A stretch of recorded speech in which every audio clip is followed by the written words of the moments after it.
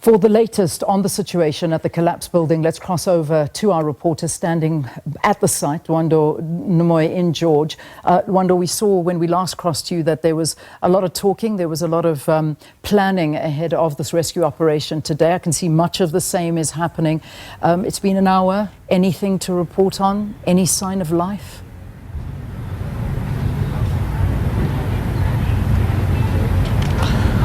Well, thank you very much, Leanne. Yes, indeed, they've just gone out of that briefing whereby the rescue workers were actually briefed on today's plan.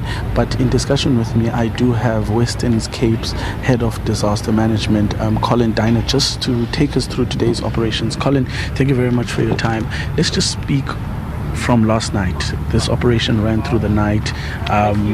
Let's just talk in terms of the progress that actually transpired last night. Okay, so in our work sessions, early evening to 6 o'clock this morning, we were able to recover 5 live people. In fact, 6 live people. So there were the 4 people stuck in the basement, and we started getting the first ones out yesterday afternoon.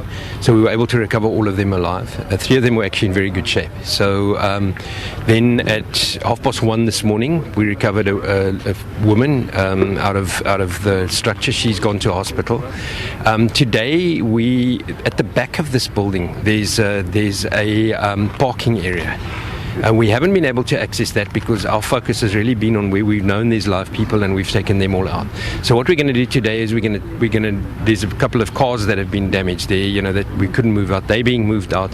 We're going to demolish the parking area, and then our rescue teams are going to identify open spaces there, and we'll start moving in there, identify with our dogs if there are still live people, and then we'll start doing the searches in that area. So it's pretty much a new area that we're working on today.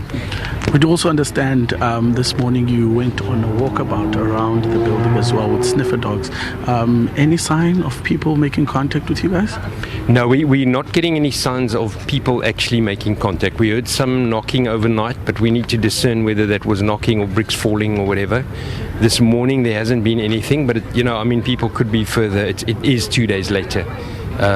So I think the issue is now that if there are people and they could possibly very deeply entrapped, people that might still be alive, we're still in rescue mode, so we'll be able to look for them, and that's the plan for today. So it's rescue mode for the rest of the day until we make another call. And we also just saw you guys had a briefing today. Just briefly, what is the team being briefed about for today's operations?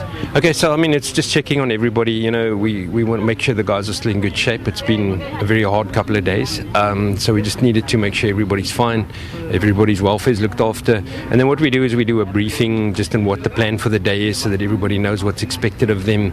The Minister Bradell, also just spoke to them, thanking them for their efforts, because there's a lot of volunteers, and so just making sure that the guys and girls are happy and their morale is up. And it's really, really important, and that they know what's required. And then the most important thing is a safety briefing, so that they adhere to what the safety requirements are. And we do also understand, if you could just give us the current update on the number of people that are unaccounted for, and what are the chances, because we've topped 40 hours now. So there's 39 still unaccounted for.